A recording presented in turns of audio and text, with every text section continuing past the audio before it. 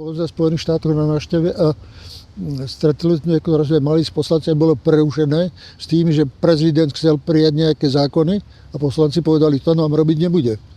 Išli za ním a urobili s tým nápravu, takže nikdy sa tie zákony neobjavili. Ale to bolo ešte v začiatkoch, keď prejavil záujem, lebo ich volebnom období by to nebolo dobré.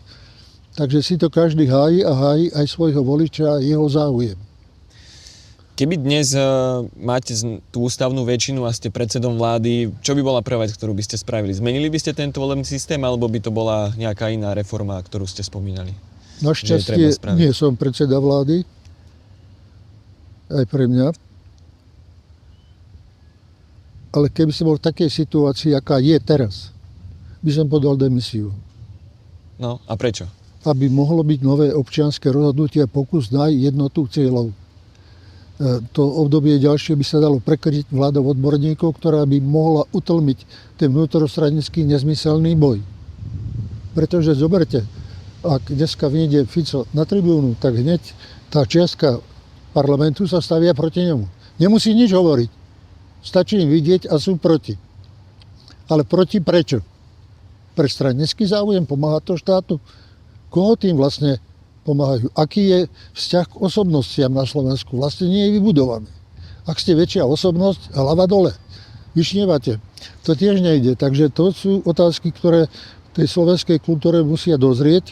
V roku 1992 sme si boli vedomí toho, že Slovensko nemá zažitú kultúru a zvyklosti štátnej politiky, že vždy boli doplnkové. A že to nejakú dobu potrvá, ale už sa učíme príliš dlho. Je to nedobre, neefektívne.